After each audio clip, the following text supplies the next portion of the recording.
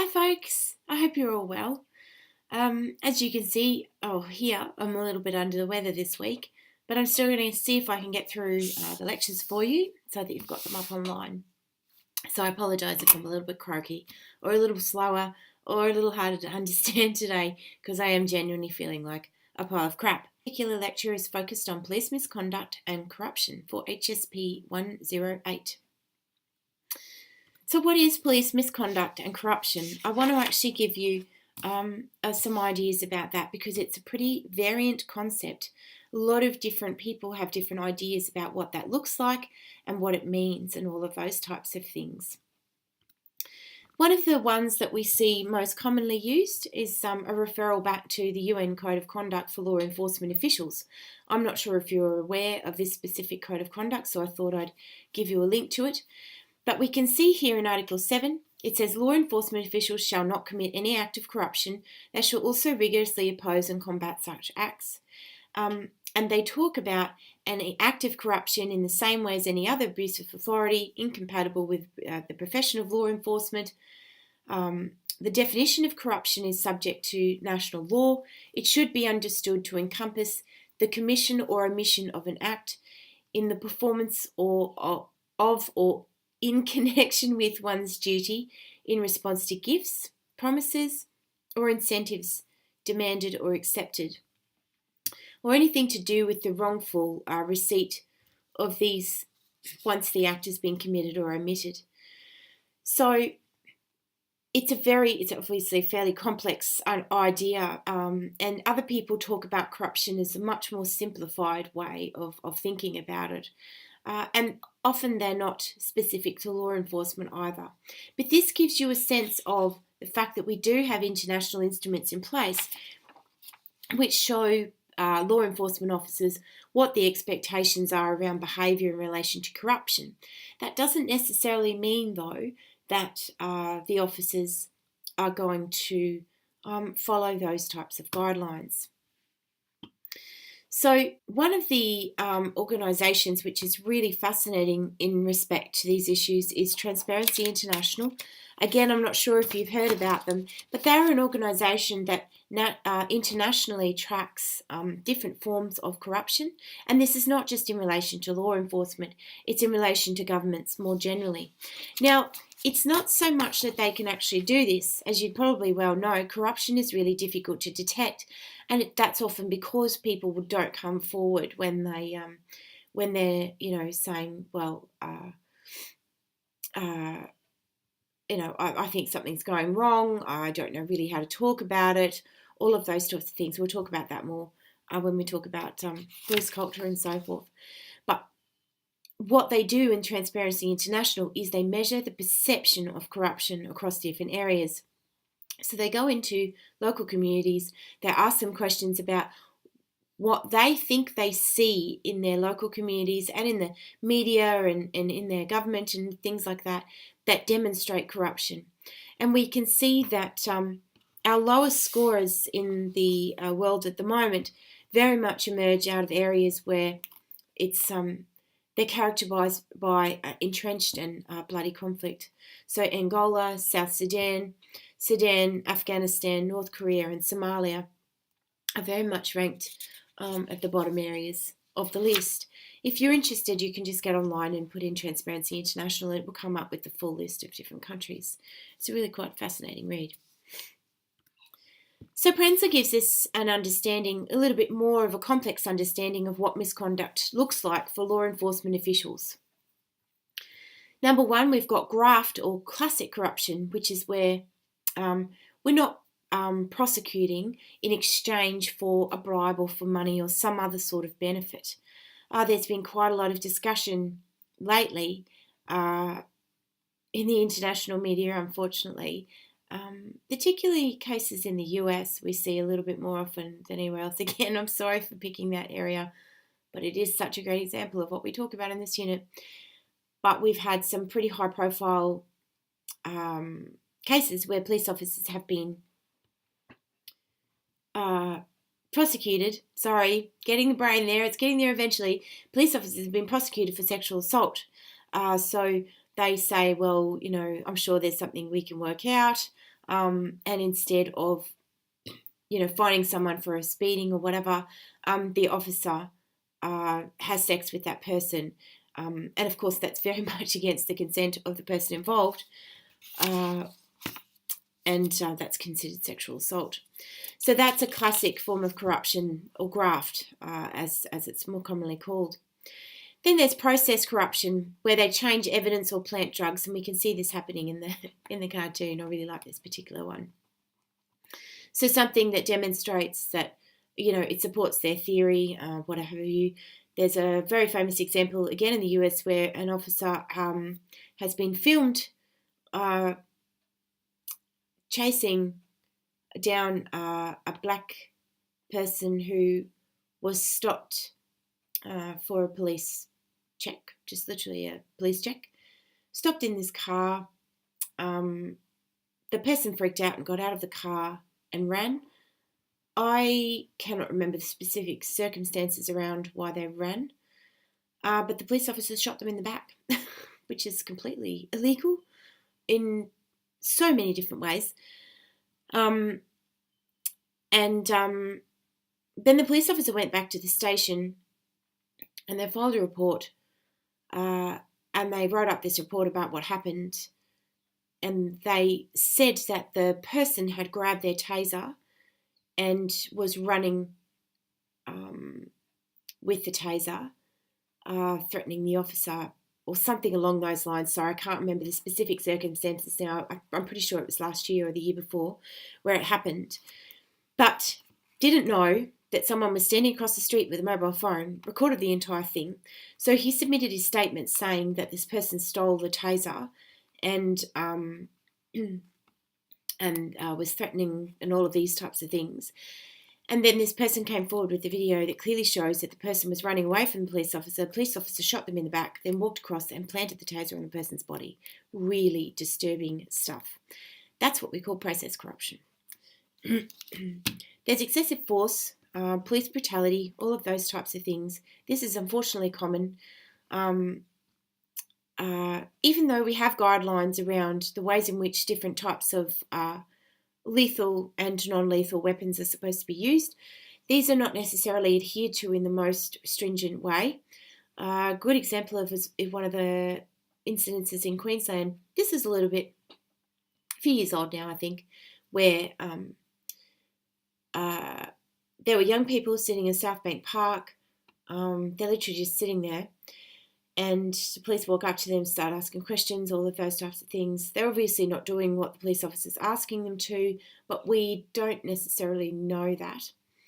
And the police officer tases this 17-year-old girl at very close range. It's quite hideous, and just obviously completely forgets that there's CCTV cameras everywhere in South Bank, and the whole thing was recorded.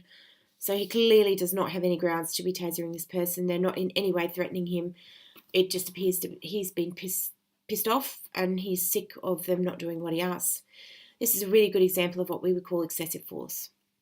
It has to be obvious processes, steps that an officer goes through, circumstances which emerge where they are allowed to deploy weapons like that. In this case, it didn't happen. So there's also unprofessional conduct or miscellaneous misconduct, incivility, that type of thing, failure to carry out duty, all of those types of things too. This is probably really common. Internal corruption of workplace deviance. So this is pulling sickies, and while we might not think of this as a huge issue, it costs the services a lot of money. And there are many reasons why police officers take sickies. Just like any other organisation, I would argue that it's not specifically police issue, that it happens across a whole range of different organisations, but it often comes from the circumstances in which they work.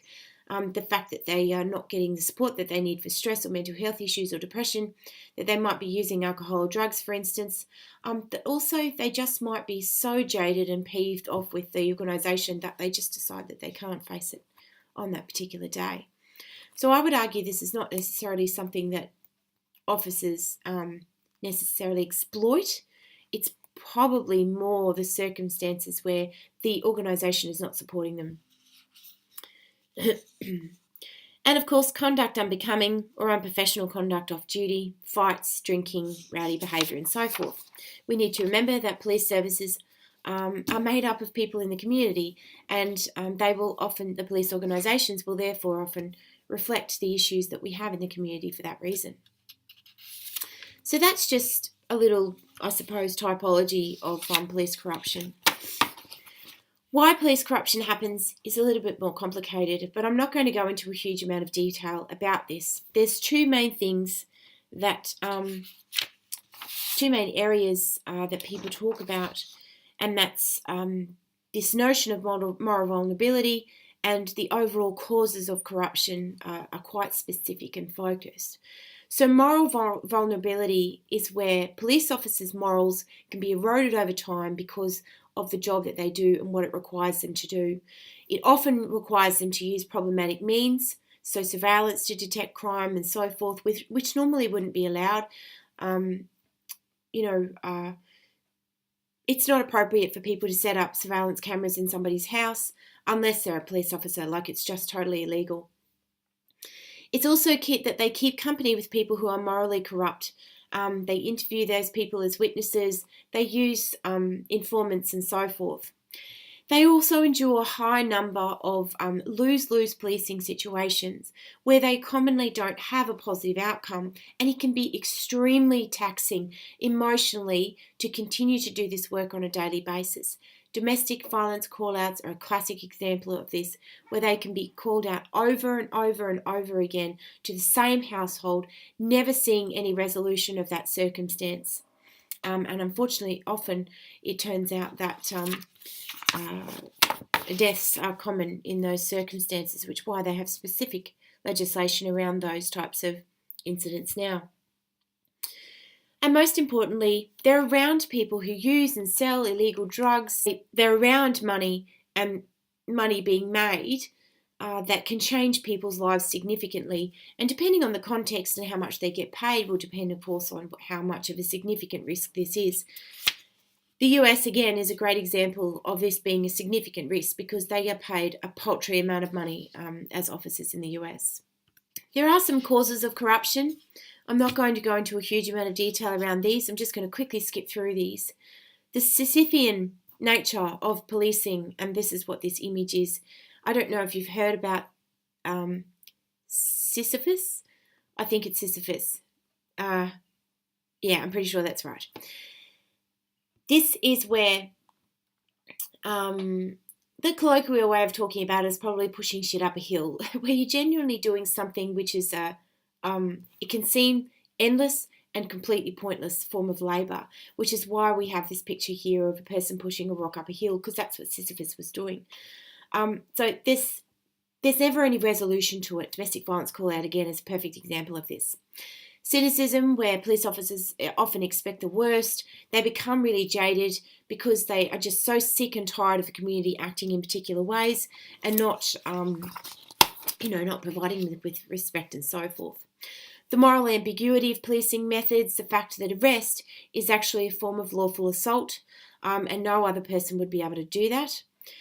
The moral corrosiveness of a job itself, psychological trauma and burnout, which are often go unaddressed for many, many years, and we see suicides as a result of those circumstances.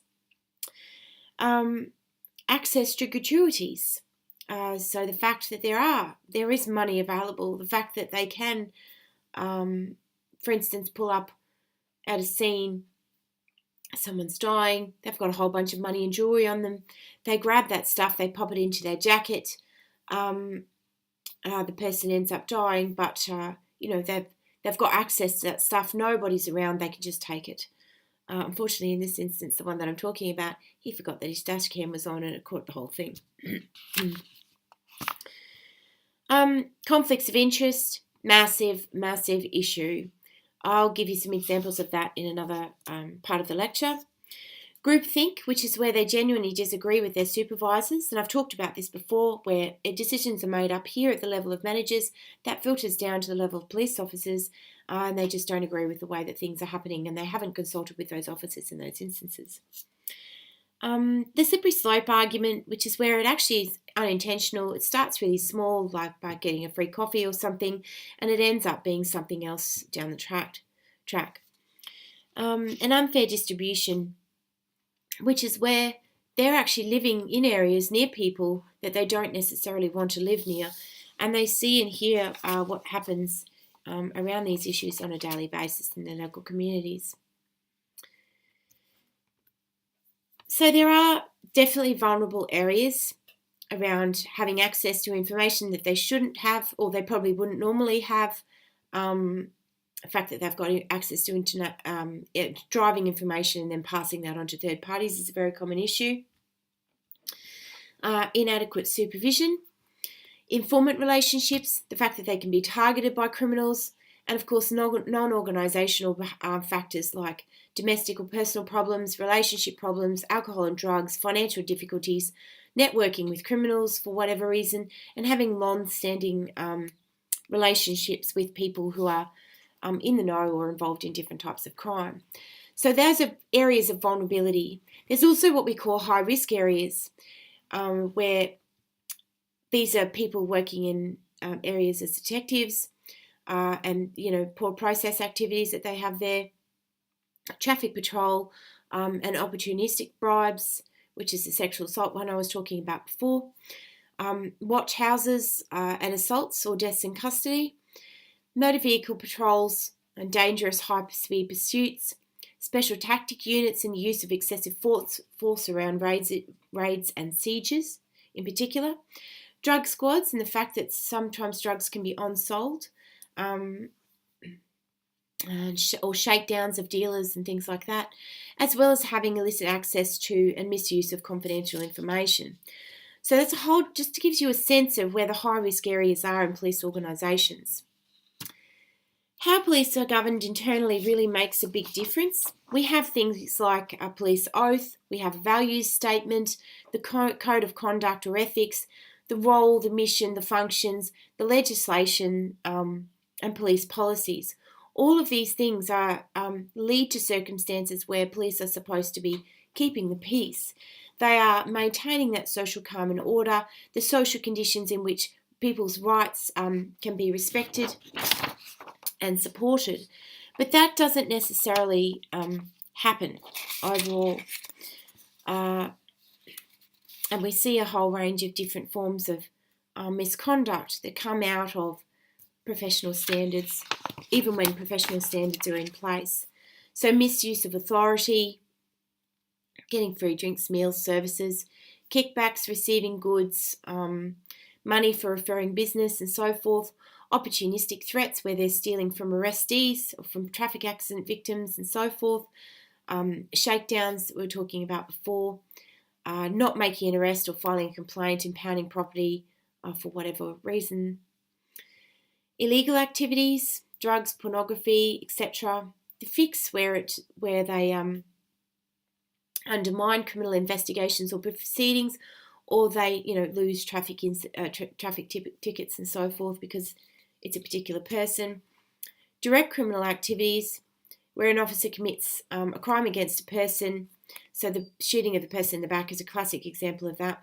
Internal payoffs where they might get holidays or shifts allocated or promotions based on bartering with other police officers. And of course, flaking or padding, which is planning of evidence and so forth. So that's just a different way of thinking about those types of misconduct in relation to professional standards. There's also what we call noble cause corruption, or the Dirty Harry syndrome, where people are, the officer thinks of themselves as a crusader to clean up crime, but they use corrupt methods in order to achieve that. And of course, that classic film Dirty Harry is a great way of thinking about this. They pressure people to confess. They misrepresent their powers. They use deception, threats of violence and physical pressure, as well as being an agent provocateur, which is what police often used to do at gay beats. A beat is a public toilet where men will go to have anonymous sex with other men.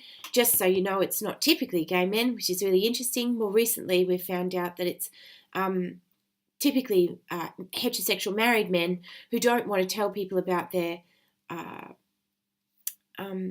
sexual experiences with men or their desire for sexual experiences with men. So they'll go down to a local public toilet. They'll have sex with other men in that public toilet.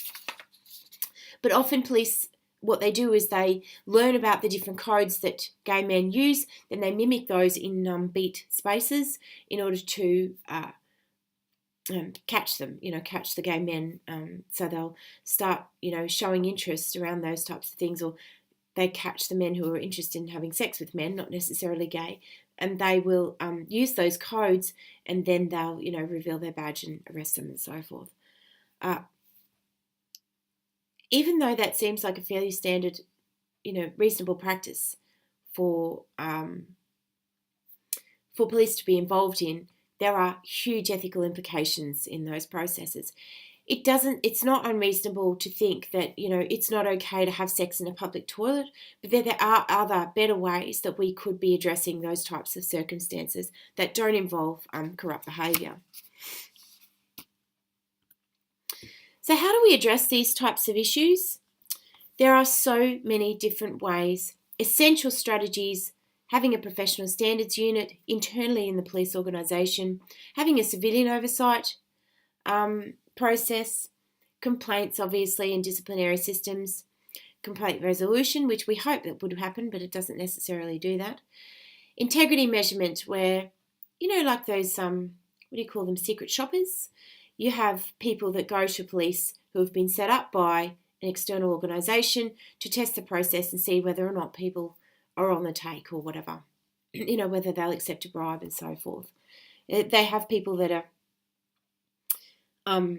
they're actually actors, and they just go in there and they act out these processes. We have entry screening measures, we have ethics training, supervisor accountabilities in place, recording devices, monitoring and regulation of police procedures, as well as different forms of risk assessment. Then we have other more advanced processes where we use high technology surveillance, targeted integrity testing, which is related to what I was talking about before with the secret shoppers, quality assurance, randomised integrity testing, drug and alcohol testing, internal informants, complaints profiling, whistleblower legislation, compulsory rotation where officers have to move around, inquisitorial methods where they genuinely try and find information from different officers, and of course asset and financial reviews. So all of these different things are different ways that we can combat corruption. Why we need to focus on these types of issues is fairly straightforward.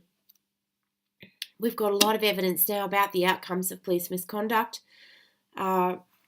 including things like the fact that when they find out that the evidence has been obtained illegally, that's not admissible in court, there's civil sanctions on officers around these types of things, and people often go through civil proceedings to try and get some sort of reparation for excessive use of force, for instance. There's municipal liability for police conduct, which is what I was literally just talking about, where there's not just civil sanctions on the officers themselves where they'll go through that process and they have to pay a fine or whatever, but there's also a process that they go through in the court if there's some, criminal processes as well.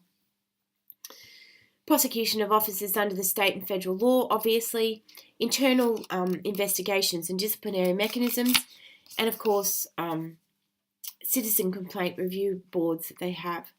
Interestingly enough, though, these don't necessarily offer systematic change because they don't emphasise proactive problem solving. And we can see this identified quite well in this image here. Now, I don't know if you've heard about this case, but it was one in America again, where officers turned up to a 16-year-old birthday party. There was a lot of people there. It was actually a pool party. People were enjoying the pool party, and the officers responded. Well, this particular officer responded with very excessive force. He's literally sitting on a 16-year-old girl in this photograph.